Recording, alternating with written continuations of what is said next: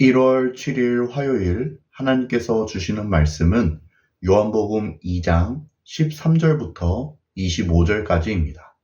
봉독하겠습니다. 유대인의 유월절이 가까운지라 예수께서 예루살렘으로 올라가셨더니 성전 안에서 소와 양과 비둘기 파는 사람들과 돈 바꾸는 사람들이 앉아 있는 것을 보시고 노끈으로 채찍을 만드사 양이나 소를 다 성전에서 내쫓으시고 돈 바꾸는 사람들의 돈을 쏟으시며 상을 엎으시고 비둘기 파는 사람들에게 이르시되 이것을 여기서 가져가라. 내 아버지의 집으로 장사하는 집을 만들지 말라 하시니 제자들이 성경 말씀에 주의 전을 사모한 열심히 나를 삼키리라 한 것을 기억하더라. 이에 유대인들이 대답하여 예수께 말하기를 내가 이런 일을 행하니 무슨 표적을 우리에게 보이겠느냐? 예수께서 대답하여 이르시되 너희가 이 성전을 헐라 내가 사흘 동안에 일으키리라. 유대인들이 이르되 이 성전은 46년 동안에 지었거늘 내가 3일 동안에 일으키겠느냐 하더라. 그러나 예수는 성전된 자기 육체를 가리켜 말씀하신 것이라. 죽은 자 가운데서 살아나신 후에야 제자들이 이 말씀하신 것을 기억하고 성경과 예수께서 하신 말씀을 믿었더라. 6월절에 예수께서 예루살렘에 계시니 많은 사람이 그의 행하시는 표적을 보고 그의 이름을 믿었으나 예수는 그의 몸을 그들에게 의탁하지 아니하셨으니 이는 친히 모든 사람을 아심이요 또 사람에 대하여 누구의 증언도 받으실 필요가 없었으니 이는 그가 친히 사람의 속에 있는 것을 아셨음이니라. 6월절은 이스라엘의 3대 절기 중 하나로서 이스라엘이 애굽에서의 노예 생활을 청산하고 하나님의 은혜로 그 땅에서 구원받은 사실을 기념하기 위한 날입니다. 그리고 이 명절이 다가오면 원근 각처에 있는 수많은 유대인이 6월절을 지키기 위하여 예루살렘을 방문합니다. 우리 예수님 또한 명절을 지키기 위하여 예루살렘에 올라가셨지요.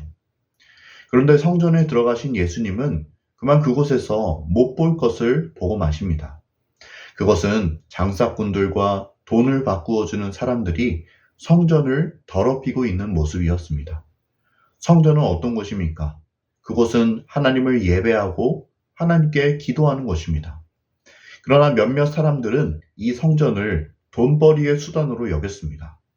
6월절에 성전을 찾아온 유대인들은 그곳에서 제사를 드리고 헌금을 하였는데 바로 이들을 대상으로 장사를 하였던 것입니다. 생각해 보십시오. 하나님께 제사를 드리려면 먼 데서 가축을 그곳까지 끌고 와야 했는데 그 일이 예루살렘까지 오는 사람들에게 얼마나 힘든 일이었겠습니까? 그래서 제사장들은 상인들에게 자릿세를 받고 그곳에서 재물을 사고 팔 수 있게 해주었습니다. 당연히 상인들은 비싼 자릿세를 지불한 만큼 비싼 가격의 재물들을 팔았고 그 손해는 고스란히 순례자들이 감당해야 했습니다. 또한 헌금을 하기 위해서는 로마의 화폐가 아닌 유다의 화폐로 돈을 내야만 했는데 돈을 바꾸어주는 사람들이 이를 이용하여 환전을 통해 큰 이익을 취하였습니다. 제사장들과 상인들 그리고 돈 바꾸는 사람들까지 이들 모두가 성전을 장사하는 집으로 만들었던 것입니다.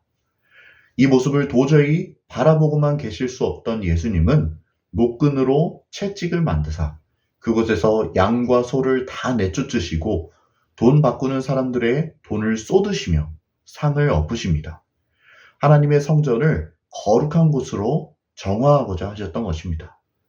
그리고 이 모습을 본 제자들은 주의 전을 사모하는 열심이 나를 삼키리라 라는 말씀을 떠올립니다. 이는 시편 69편 9절에 기록된 말씀으로 다윗이 그 원수들 앞에서 하나님을 위하여 핍박받은 사실을 가리키는 말씀입니다. 그러나 이러한 장사를 통하여 이익을 보고 있던 유대인들은 예수님을 향해 네가 무슨 권위로 이러한 일을 행하냐고 묻습니다. 그 표적을 보이라고 이야기합니다. 네가 이러한 일을 행할 만한 권위가 있느냐고 묻는 것입니다. 그러자 예수님은 너희가 이 성전을 헐어보아라. 그리하면 내가 사흘 동안에 일으키리라 라고 말씀하십니다. 사실 이것은 불가능한 일입니다. 이때의 성전은 스룹바벨 성전을 헤롯이 다시 중건한 것인데 그 공사 기간이 무려 46년이나 걸렸습니다.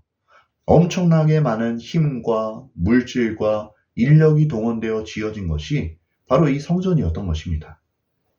그러나 예수님이 말씀하신 것은 우리의 눈에 보이는 성전이 아니었습니다. 그분이 말씀하신 것은 하나님의 성전된 자신의 육체를 뜻하였던 것이었습니다. 그러나 예수님이 이 말씀을 하실 때에 예수님의 제자들은 물론 그 말을 듣는 모든 자들이 다 이를 이해하지 못하였습니다. 하지만 예수님이 십자가에 달려 돌아가신 후 사흘 만에 부활하시고 나서야 제자들은 그때 예수님이 자신의 몸을 가리켜 말씀하셨다는 것을 깨닫습니다. 예수님은 죽음을 이기시고 부활하심으로 말미암아 자신이 하나님의 아들이요 유일한 구원자시라는 사실을 보이셨습니다. 그분은 부활을 통해 그분이 어떤 권위를 가지신 분인지를 증명한 것입니다. 한편 예수님은 6월절에 예루살렘에서 머무시며 사람들 앞에 표적을 보이십니다.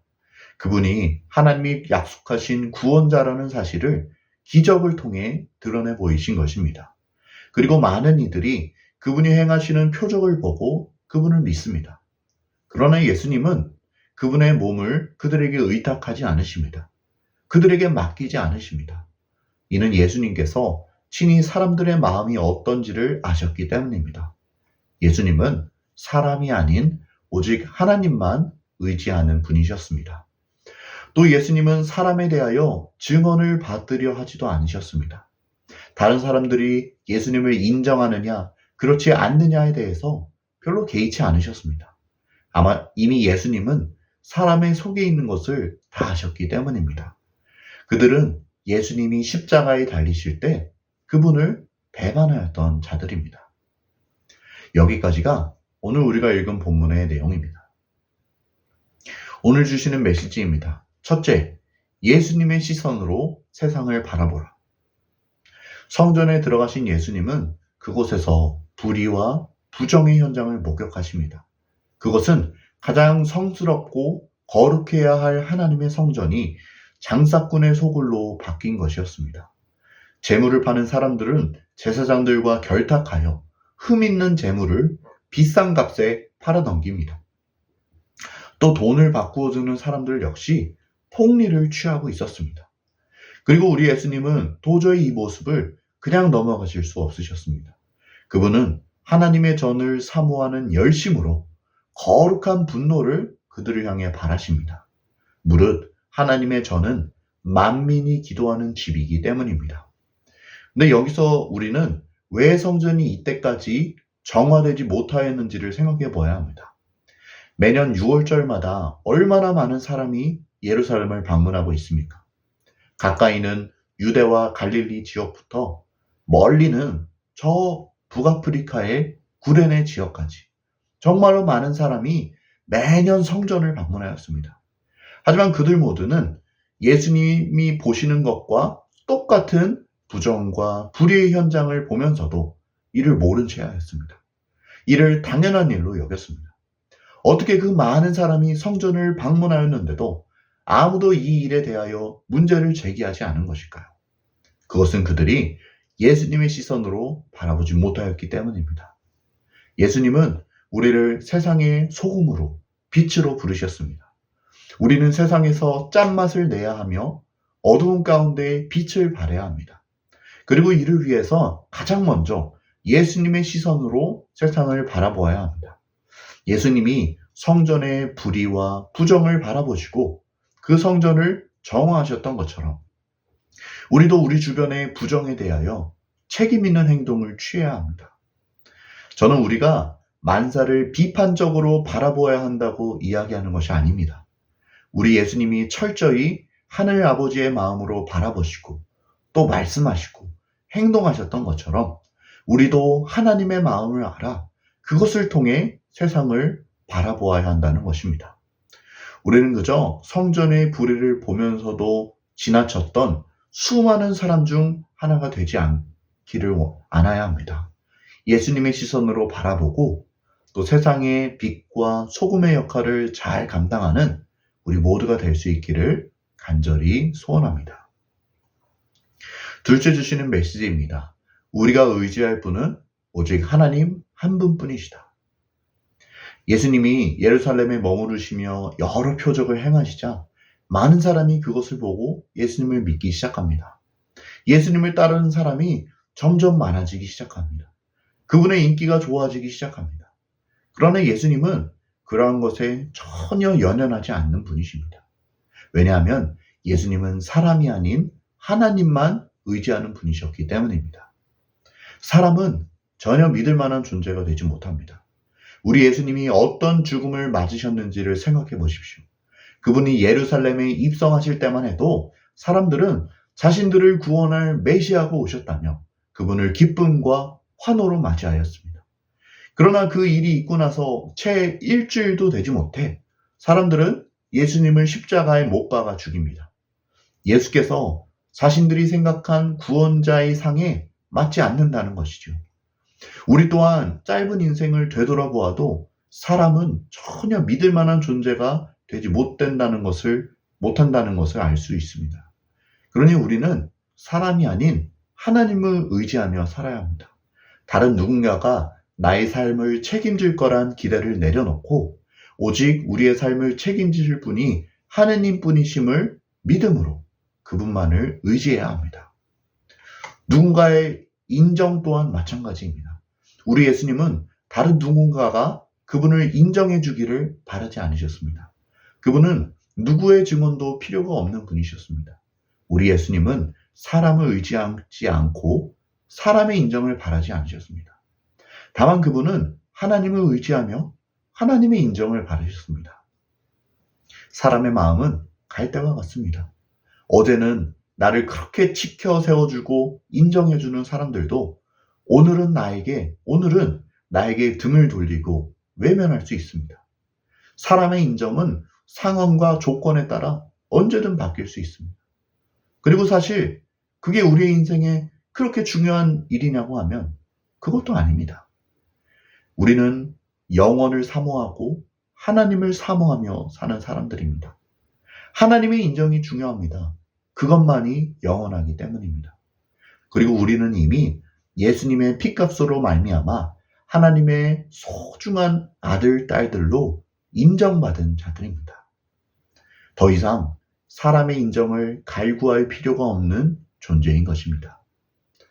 그러니 바라기는 우리 모두가 오직 하나님만을 바라보며 그분만을 의지하고 살아갈 수 있기를 간절히 소원합니다. 함께 기도하겠습니다. 하나님, 오늘 우리에게 소중한 주의 음성 들려주시니 감사합니다. 오늘 들은 말씀대로 우리가 살아가기를 원합니다. 하나님만 의지하고 하나님만 바라보고 살게 하옵소서. 우리 주변의 불의와 부정의 현장에 대해서 예수님의 시선으로 또 하나님의 마음을 가지고 바라보고 또 책임 있는 행동을 하는 빛과 소금의 역할을 감당하는 우리 모든 주의 제자들 될 수 있게 은혜를 베풀어 주옵소서. 예수님의 이름으로 기도드립니다. 아멘.